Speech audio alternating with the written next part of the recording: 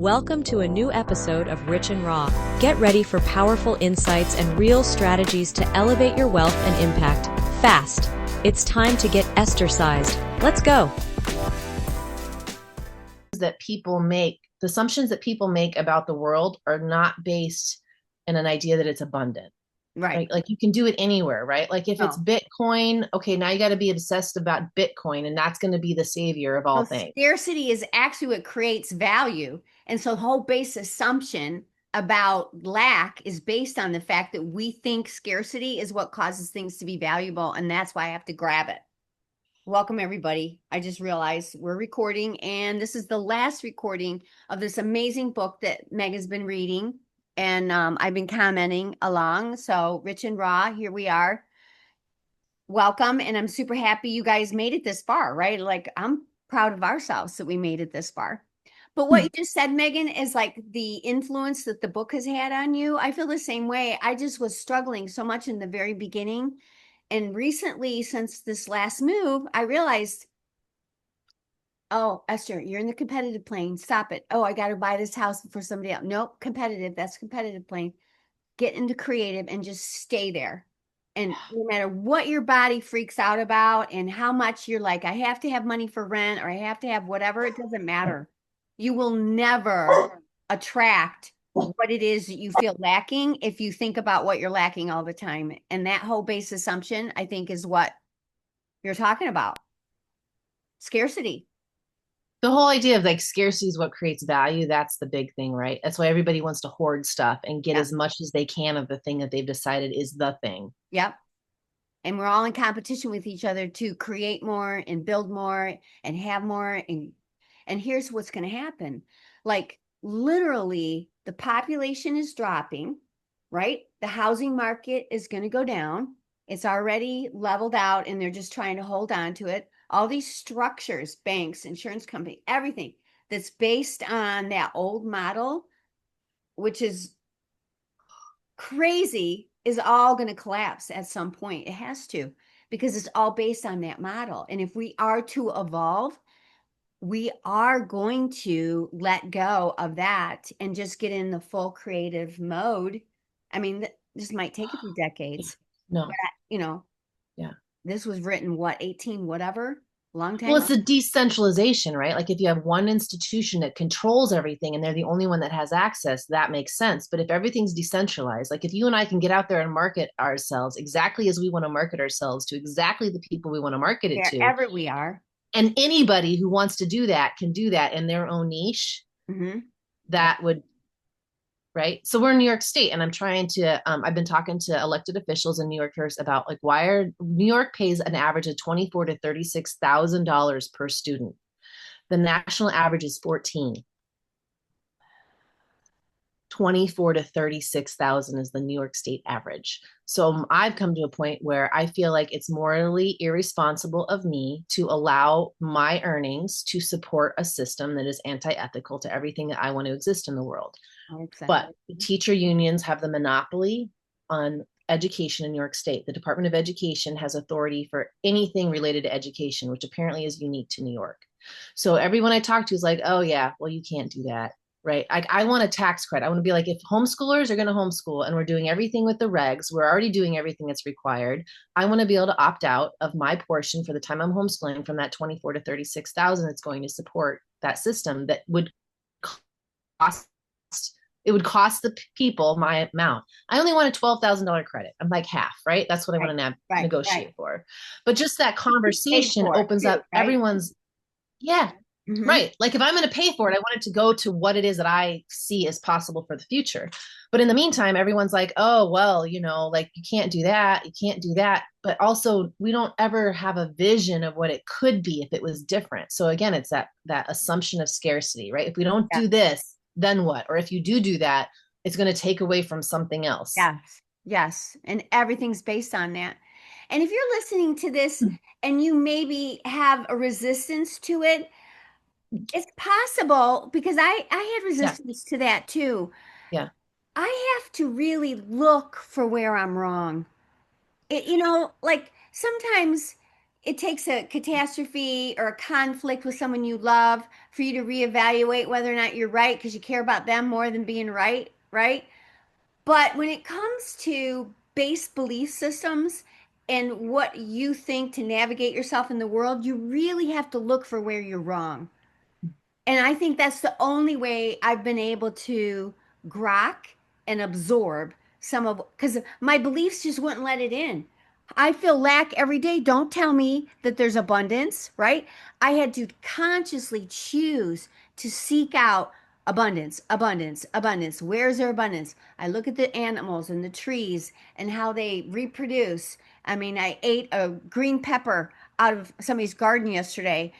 Was delicious, right? The whole outside of it got to the core, bazillions of seeds in the middle of this green pepper. Like, how could I ever think there's not abundance? You don't need 1,000 seeds for one green pepper, right? Think about it. Acorns. I mean, when you go out in the yard, there's a windstorm, bazillions of acorns and leaves everywhere. I don't know. Just now I see it everywhere, and hopefully it will permeate into my financial structure. Well, that's the thing, right? Like the whole premise of public education was the idea is we all have enough. We need to support and cover everybody's kids. Like Yes. everyone's kids should have like a certain standard of it. Yeah. But if we're operating in this idea that there's never enough, then we're always just going to reproduce systems that control and limit the Mhm. capacity for everyone. And what he says about don't concern yourselves with the poor, don't concern yourself with the sick or ill, create more so that there's more for everybody. Yes. It's like such a pivotal shift in Yes. focus. It's seriously like putting your own oxygen mask on first. It's not that they don't need oxygen, but I'm not going to be able to change the situation. And if I don't give it to myself first. And so living that model, I think people think that, oh, well, it's mean. No, it's actually mean to perceive that everybody needs help all the time. It disarms them from even having an opportunity to perceive abundance because all Them they to have do the, is focus they on make, you, the and giver. it creates a capacity for them to have the choice. Yes. Yes. Yay. Oh, we're so smart. We know everything. And this is All the right. final chapter. So Yeah. And what how are we many going to do pages after is this? it? Yeah. All right. Chapter 17, Yep. summary of the science of getting rich. Okay. There is a thinking stuff from which all things are made, and which, in its original state, permeates, penetrates, and fills the interspaces of the universe. A thought in this substance produces the thing that is imaged by the thought. That was so hard for me to get over. It's not imagined, it's imaged. Imaged is so much more specific and concrete than imagined. Yes. Imagine seems airy fairy dreamy.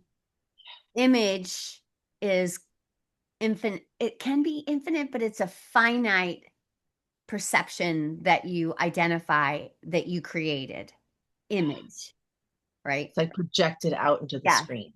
Something I cause, not just a floating thing. A thought in this substance produces the thing that is imaged by the thought. Man can form things in his thought, and by impressing his thought upon formless substance, can cause the thing he thinks about to be created. To do this, man must pass from the competitive to the creative mind. Otherwise, he cannot be in harmony with the formless intelligence, which is always creative and never competitive in spirit. I totally zoned out. Say it again. To do this, man must pass from the competitive to the creative mind. We talked about that. Okay. Otherwise, he cannot be in harmony with the formless intelligence, which is always creative and never competitive in spirit. Aww. So I'm just thinking, like I talked to HSLDA and they about a bill, and they're like, well, every bill that we write, we want to include private schools. But I don't need to compete with private schools. Mm-mm. Mm-mm. There's I can enough just for create. everybody. Mm-hmm. Right. Mm-hmm. Love that. Man may come into full harmony with the formless substance by entertaining a lively and sincere gratitude for the blessings it bestows upon him. That's what we're doing. Yeah. We're And it's experiencing also gratitude for what we have. in the Bible, always give thanks. And the focus of all personal growth books in order to solve your, you know, Conundrum is to be grateful. Be grateful. Gratitude. That's staying in Gratitude. the competitive plane, or in the creative plane. Sorry. Gratitude unifies the mind of man with the intelligence of substance so that man's thoughts are received by the formless. Oh, that's so awesome, right? I feel connected to God when I think that way. Which is the whole point, right? Yeah. Which is also why in true spirituality, people experience such abundance. Like they live it. Mother Teresa never felt like she was lacking anything, ever. What I've read about her, anyways, what I've heard of her. So another thought that's been in my mind a lot is the verse where Jesus says, like, this is, ask them for the coin in his pocket. It's got Caesar's face on it. And he says, give unto Caesar what is Caesar's and unto God what is God's. And I've been thinking about that a lot with this desire to leave the state and go find someplace else to go with other people in another place where things will be better. Yeah. But there's a lot of, like, well, I don't like that law, that regulation. I'm just not going to participate in it. Versus if you recognize that you're in the process, the form of it, and you operate within that, it seems like it opens up the space to then recognize where you're at in it, which is the God part. Mm-hmm. So I've been thinking, like, that's the part of, like, if you just settle into where you're at and be grateful for where you're at and who you are, and you do it from a place of abundance and creativity, then simply by being that, you're the plant pushing up through the concrete crack. Right. That's the abundance. And that's what's going to disintegrate that form. Oh, because the form is the plant and the seed. It's not the concrete, right? Right. It's not the place. But it could be the concrete, right? It's more about the way you image the abundance and the movement. It's just a different feeling to me.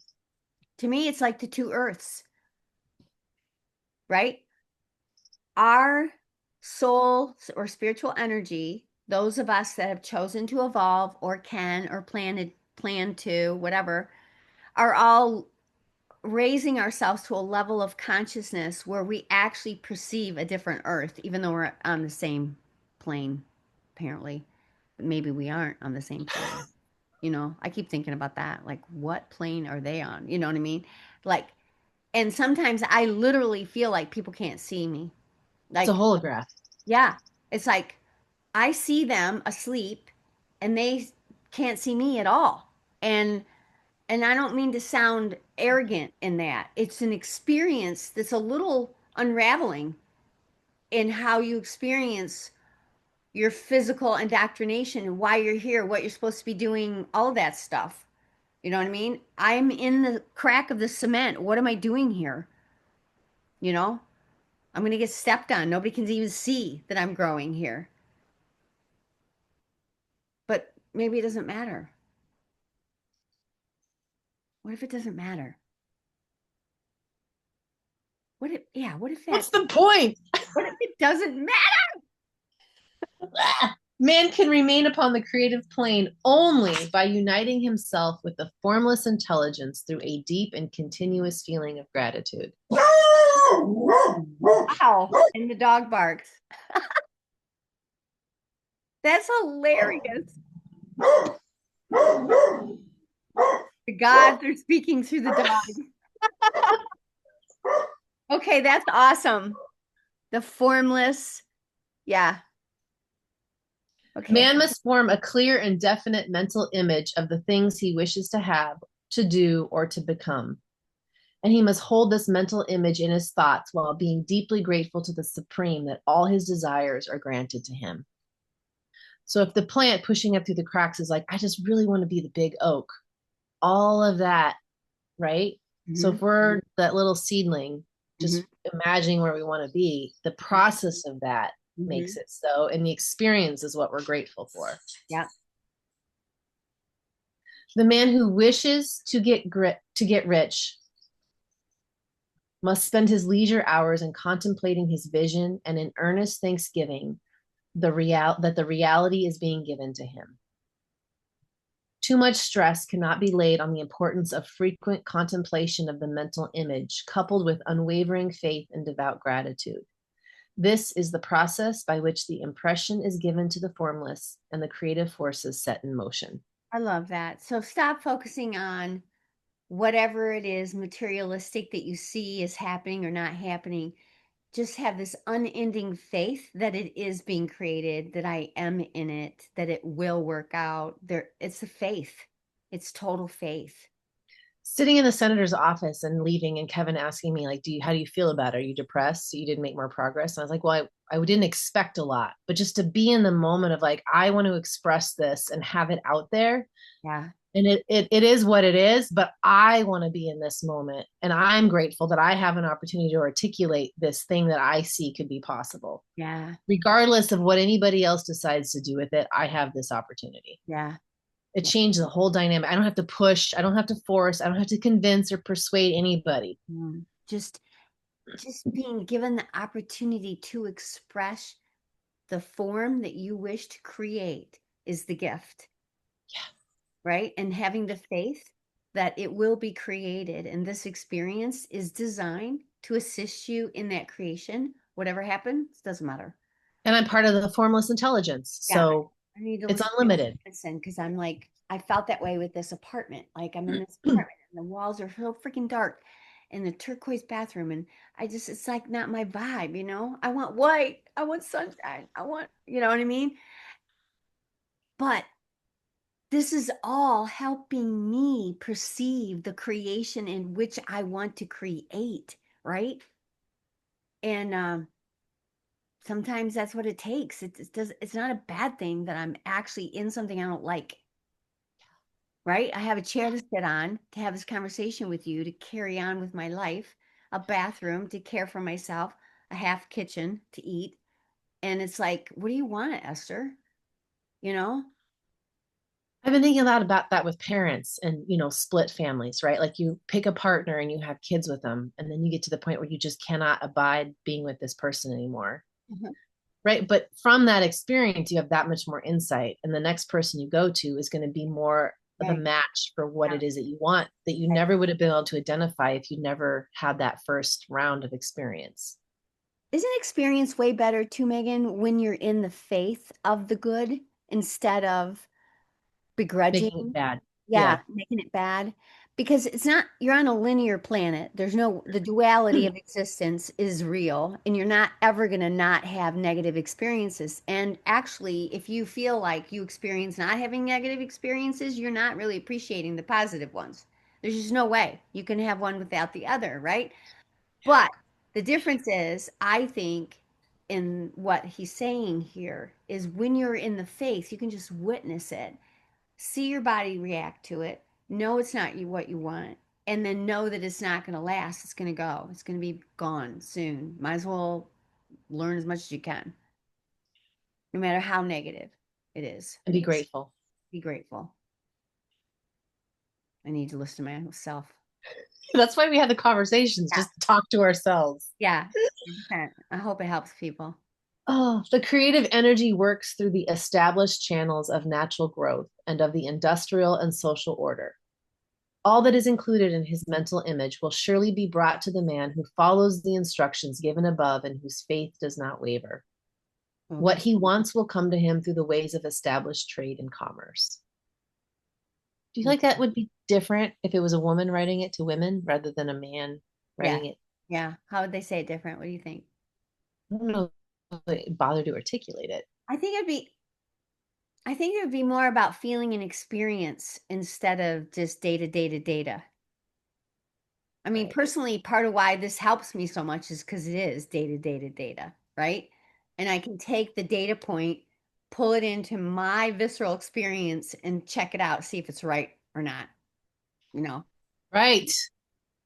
Right. Your own body becomes a litmus test for it. Say that again. I was coughing. What? Your own body becomes a litmus test for it. Yes. Where Where right? is it congruent? Where is it incongruent? Right. And I think this is really literally where the average woman and man experience our existence so different because we process everything through the body, right? And that's why we're delusional, thank God, because we are actually experiencing things at a different level that maybe isn't even of this world, that allows us to have a stronger image of what could be, right? Meanwhile, our feet aren't on the ground. Sometimes I'm making generalizations of, and I know there's women that are more grounded and men that are more not grounded, whatever, I don't care. Yep. But when you embody that full non-male principle, you're in spirit world and you feel and experience a godly existence. And so your faith is unwavering in that state. So in that state, that's not a bad thing. But call me delusional. What do you think you're going to do, Esther? You have no idea, whatever. I'm like, yeah, you're right. I don't. But it works out. How is that possible? That's why it's mystical to people, right? Women that have like amazing faith, and Randy says to me all the time, he says, well, it'll probably work out for you that way. You know what I mean? It's like almost like begrudgingly, but kind of happy for me that it works for me, but not for them. No. It's the princess in the cage archetype, right? The princess in the bubble, right? Oh, right. Yeah. It's the same archetype, right? That's what they perceive it as, right? Because they don't see the formless intelligence. No. Which is kind of sad, right? But I guess that's the whole reason there's males and females. I don't know. Maybe. To unite the two. Yeah. Okay, keep going. I don't know how. We went on a tangent for sure on that one.